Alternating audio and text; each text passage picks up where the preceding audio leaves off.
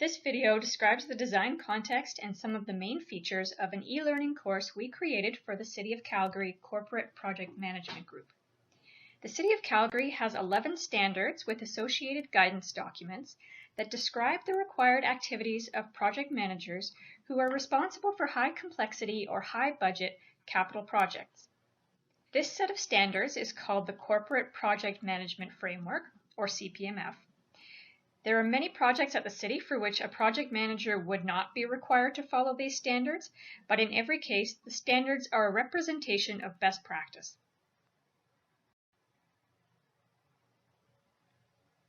The standards are organized around topics such as risk management. These topics may be relevant at different stages of a project, or some of them might be only applicable at the early stage or at a late stage. Therefore, one of the first design steps I took was to map the standards out against the Project Management Institute's project cycle.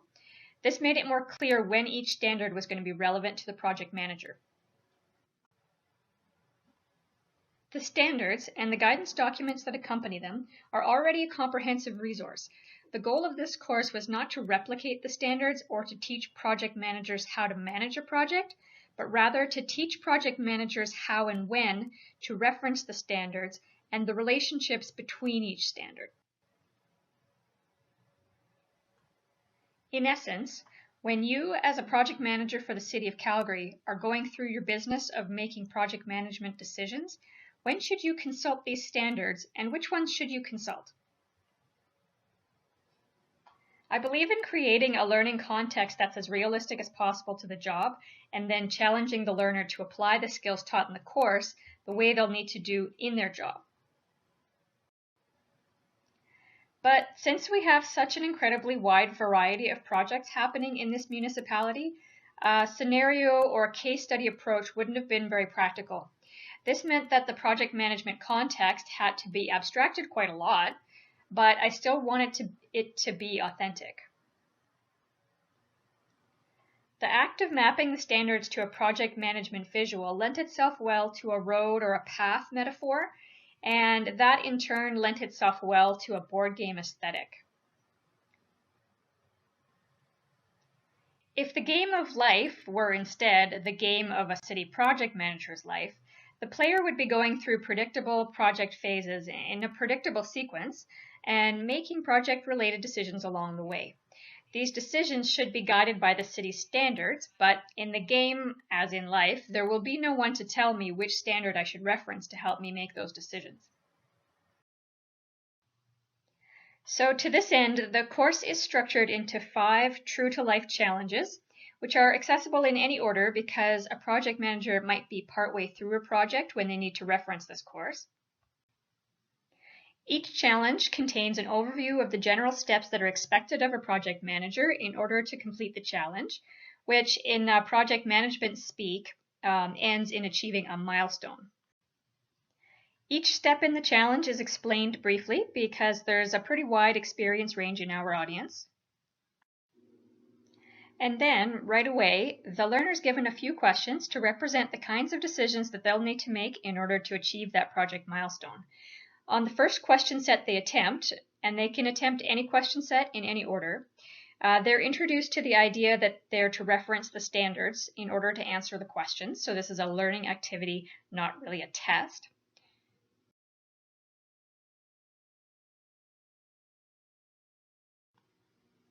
The Resources button lists all the standards that are applicable during this phase of the project and reminds the user how to find them.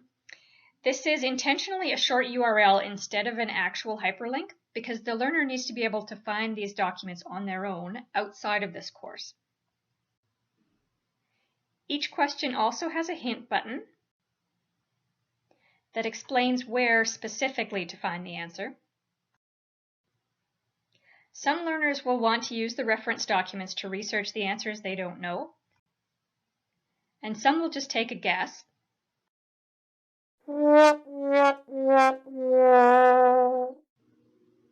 that's okay too. Almost all of the content that's given in this course is given in the form of feedback because after trying and failing or guessing and succeeding but not being sure why, That's when a person is going to be the most motivated to read and to learn. In all cases, there's a visual wayfinder to show what part of the challenge these decisions relate to.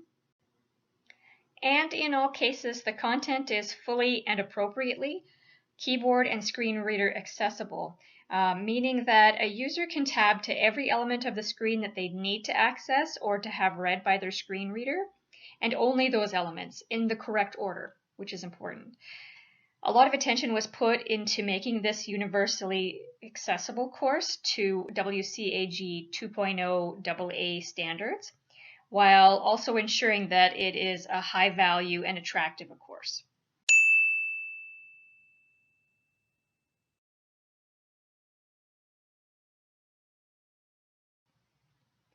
I've built in a way to add some short answer questions to let the user reflect on more complex issues than a multiple choice format allows.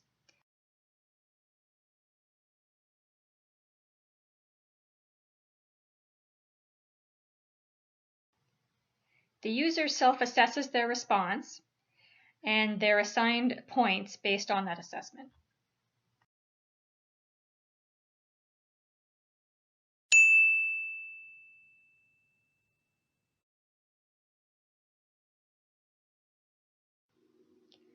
When they're finished the question set for a particular stage, the learner can either review their answers or continue on their journey. They can print a text-only reference version of the course,